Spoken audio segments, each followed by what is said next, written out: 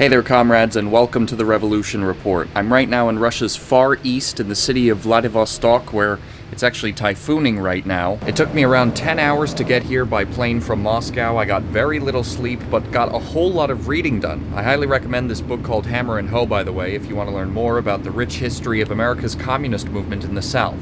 But why did I come here in the first place? Well, to give you all an exclusive look into Vostok 22. It's a series of joint military exercises organized by Russia's Ministry of Defense, with 14 different countries participating, and the main ones being, of course, China and Russia. My day job sent me here, so I thought, why not make an exclusive video for you guys? There's going to be 50,000 troops participating here, thousands of pieces of military equipment, and several days of military training exercises. So let's take a look at what we can see go boom and get right into the action.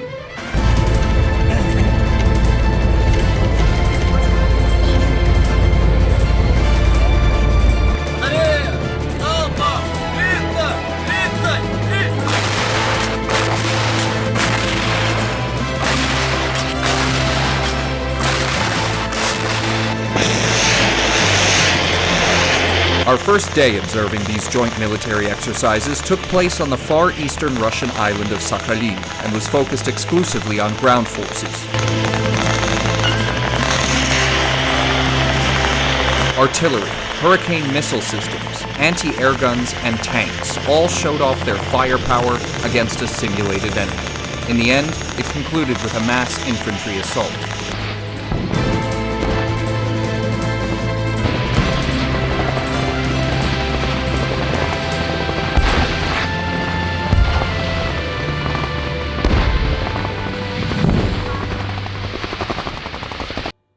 It was no doubt fascinating to see these troops in action, not just because explosions and guns are cool, but because these exercises have a greater geopolitical significance. 50,000 troops participating from 14 different, mostly anti-imperialist countries, including China at the forefront, Syria, Venezuela, and CSTO countries.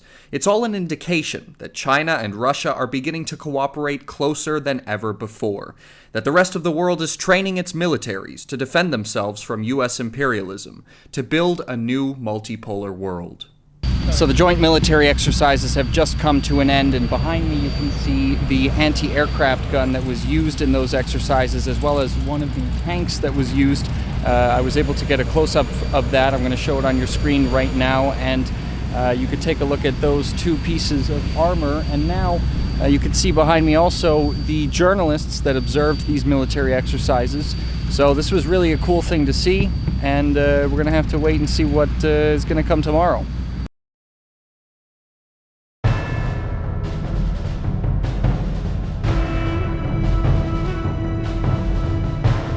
The mighty Marshal Shapashnikov of Russia's Pacific Fleet.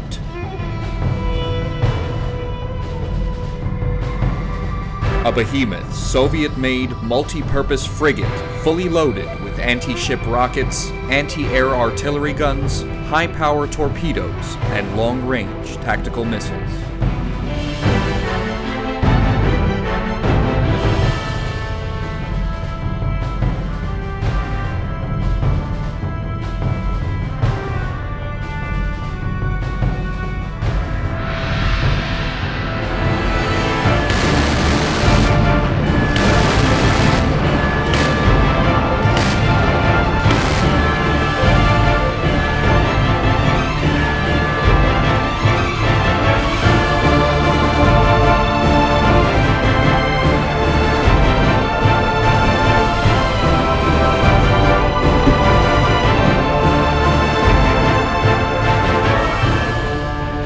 Helicopter you can see behind me is one of two that this ship is equipped with, and this one is an anti-submarine ship. It seeks and destroys boats that are in the water, and the other helicopter that's on board this ship is actually to save any sailors that may have fallen into the water, or if there's some sort of damage to the ship that's caused people to fall into the water. We've been watching this ship go through military exercises all day, basically. We got on in the morning, and we're going to be here until the nighttime. And it's really interesting to see the kind of destruction that can be wrought by this ship, as well as what it's like to live in a ship as well, because we got a good look at the living quarters. It's interesting, to understand what it might be like to be a sailor.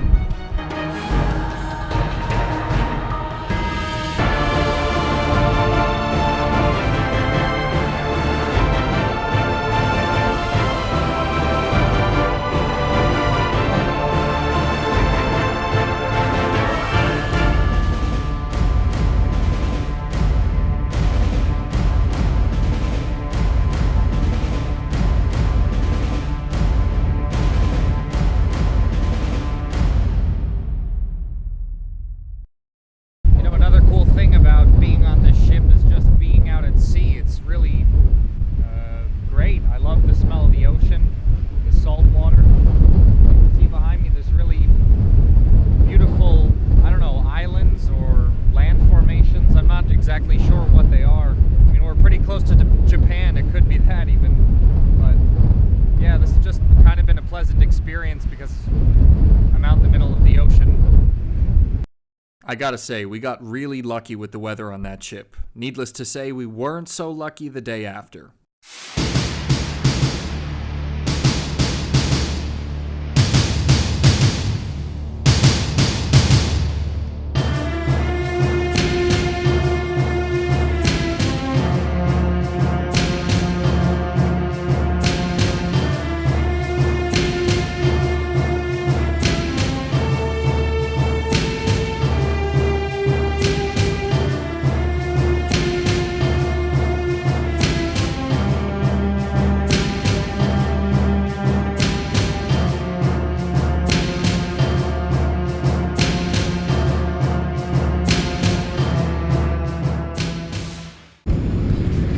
This is the third day that I'm at these military exercises, and unfortunately I'm not going to be able to give you guys that much original footage because the weather here right now is absolutely horrible. It's been raining really hard, and of course we're in the middle of a field where the military exercises are taking place, so there's mud everywhere, it's gross, and on top of that there's tons of fog, so there's not even really that much I can film. But we did get some footage that the Ministry of Defense took yesterday and the day before, so I'll be able to show that to you guys.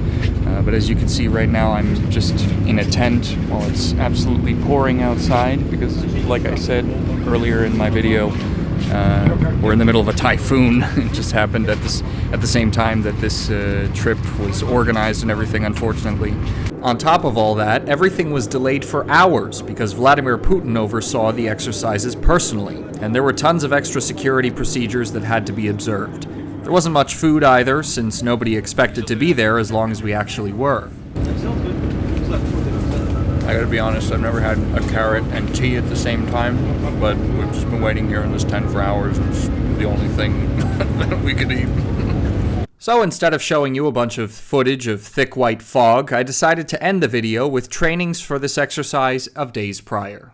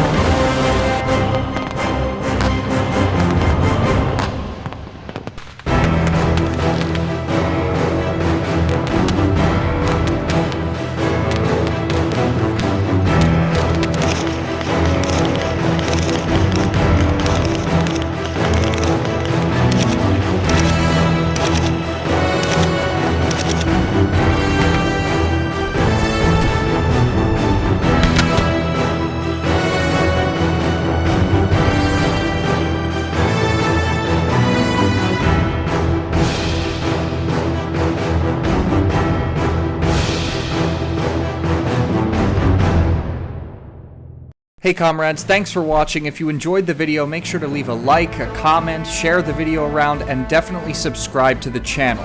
If If you want to take that extra step and support the channel even more, consider becoming one of our supporters on Patreon. As always, I want to give a big shout out to them.